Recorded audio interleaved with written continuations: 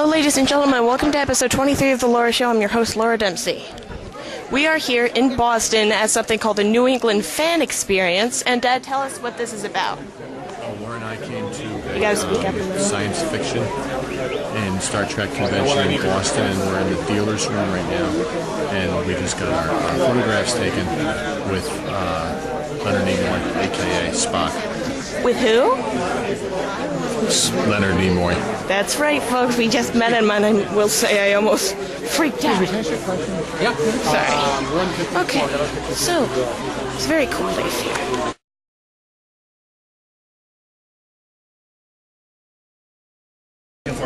Just anything. There it is. There's his autograph right there. Where's Karloff? And there's also Lanchester.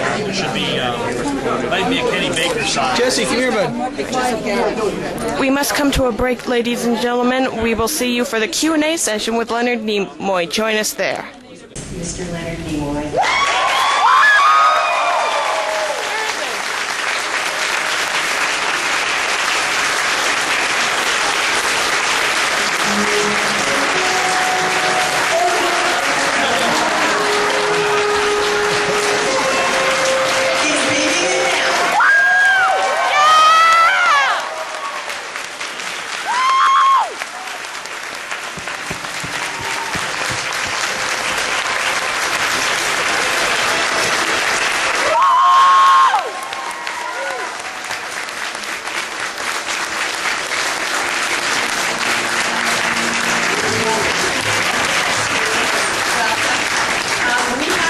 Special we'd like to present to you, so I'm going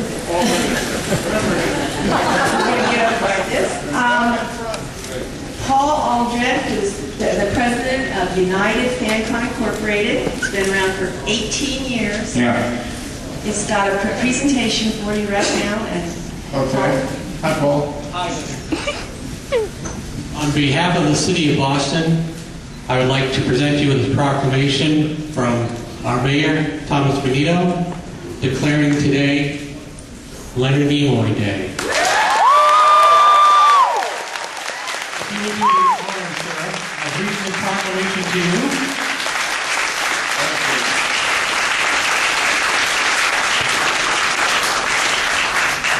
Where's the mayor? He actually hurt his ankles, he couldn't make it today. This is very nice. Thank you very, very much. I'm very flattered, and it's great to be home. Thank you. I like this. How are you zooming again like this? All right. Proclamation. Whereas Boston native Leonard Nimoy first appeared on national television's Star Trek series as Spock in it says 63, but I believe it was 66, correct? And now has... They went to all this trouble and they got it wrong. They just tried to trip me up, and I know my Star Trek. And now has 45 years later returned to that character in a film of the same name. And whereas Leonard Nimoy has returned to Boston this weekend to appear at the New England Fan Experience, a multi-genre event which is geared towards public interest in learning more about science fiction, popular culture, gaming, animation, plus science and technology, and now, therefore I, Thomas M. Benito, Mayor of the City of Boston, do hereby proclaim today, November 14, 2009, to be Leonard Nimoy Day in the City of Boston. That's enough.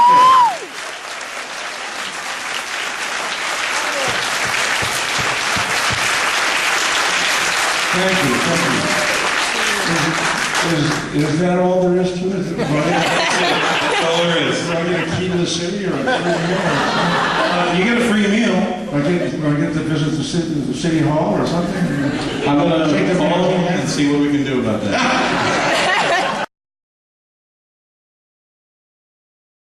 So, you are entitled to ask questions.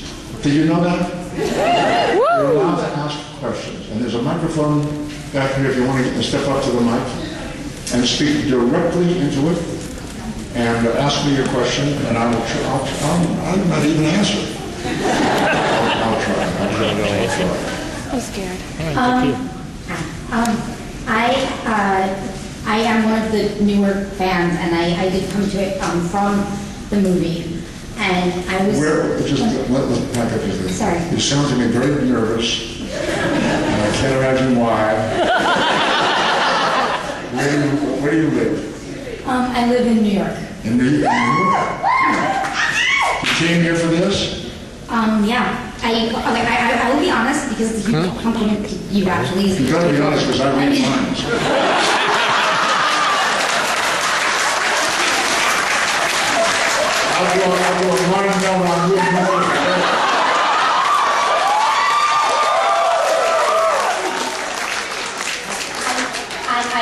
I actually was not planning on coming to the convention, and then I said to myself, you are not actually going to give up an opportunity to meet Leonard Nimoy, are you? And so I came to the convention. Yes, I came from New York to meet you. When you said you're new to Star Trek, well, what is that about? Yeah, my dad was a fan of the original Star Trek series, and over the years I've had friends who were fans of it, and I just never quite got into it. And then one of my friends kind of dragged me to the movie, and I fell absolutely in love with the movie, and I loved your character in the movie as well as a lot of the others, and I kind of went, you really should actually give the show a chance. And so I started watching it and enjoying it very much. So now what you have to do now is memorize all the episodes.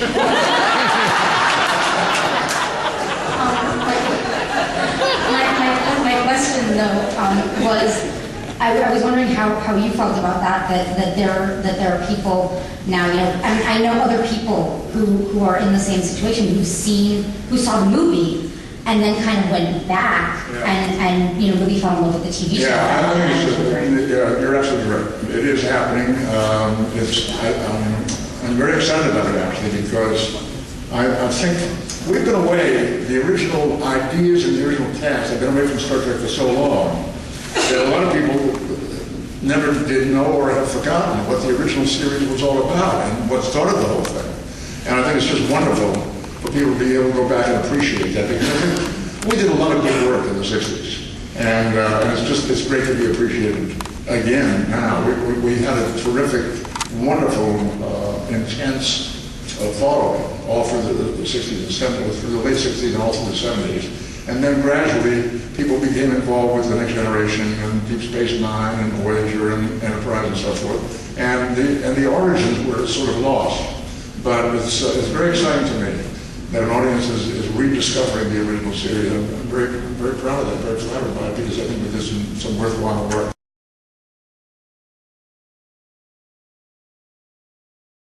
Hi, how are you? I'm good. How are you? Excellent, excellent. Good. Long-time Trekkie, born and raised. Yeah. And I have a question. You live here, I hope you live here in Boston. Sadly, I do not. I am from Dallas, Texas originally, and I came in today from Detroit.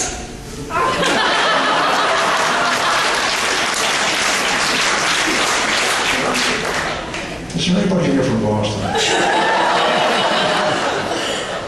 Okay, from Detroit. Yes, sir. Okay, thanks for coming. How are you? I'm good. Good. Welcome to Boston. Thank you. What's up? I am a theater student, and I was going to ask you, as someone who's played a character that is iconic for generations and has spanned decades, how do you continue to grow as a character but keep it loyal to what the fans expect? Ooh. Well, of course, you understand that we have writers, the people who write. They were using typewriters and then computers. They hand you a piece of paper. The paper tells you what you're going to say. So I can't take the credit for keeping the character intact or authentic. But the Spock character, joking aside, the Spock character went through some very interesting changes over the years. And the earliest Spock was quite different than the way my Spock ended up. Interestingly enough, Zachary Quinto was playing a Spock that was before the Spock that I played in the series. So he was somewhat different, appropriately. He was somewhat different than what I was in the series, in his character, because his character hadn't quite found his balance yet. There was still quite a bit of emotion cooking there. I thought it was amazing when he refused to enter the academy because they were so condescending about his race. And he said, live long and prosper. I don't think he means it. I thought it was wonderful, wonderful. So the Spock arc was interesting to me. It kept me interested in the character, and I thought the writer did some very interesting work. There were certain Spock touches that I introduced, but by and large it had to be done by the writers. They deserve a lot of credit for what they gave me on the page to work with. Okay? Thank you. Thank you. But where are you studying theater? Eastern Michigan University. Where is that? It's in Ypsilanti, just outside of Ann Arbor. In Ypsilanti. What a great name. I know, isn't it? Okay, thank you. Thank you. Thank you.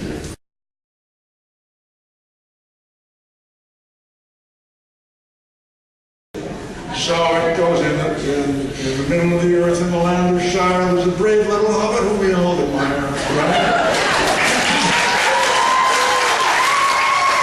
Long wooden plank, fuzzy wooden toes, he lives in a hobbit hole and everybody knows him. Bilbo Baggins, the bravest little hobbit of them all. That's all you get.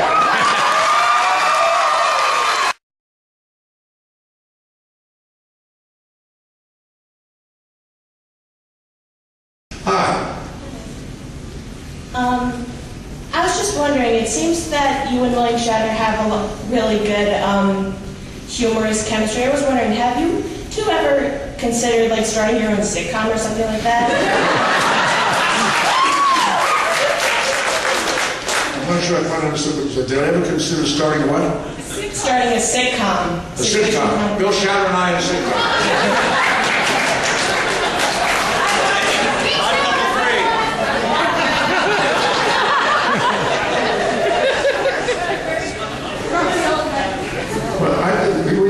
I priced on commercials together, which I don't know.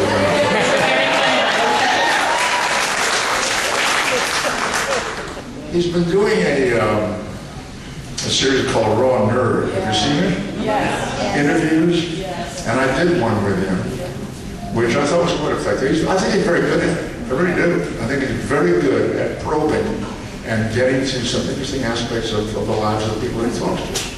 And I think we did some interesting stuff on that show. The conversation was interesting. We also did a very interesting video called, a DVD called Mind Meld together, which was I saw that. You did, yeah. So that's where you got the idea that we should do a sitcom. Plus, like in your performance in the Dragon Con convention back in September. Yeah. Were you there? No, but I saw a video on YouTube. Oh, the video, yeah. The first thing I said to him when we came out together to do our panel, the very first thing I said to him was, have you seen any good movies lately? Obviously, I was referring to the fact that he has not seen the Star Trek movie. He may have seen it since then, I don't know. I haven't talked to him in a couple of weeks. But he had not seen it.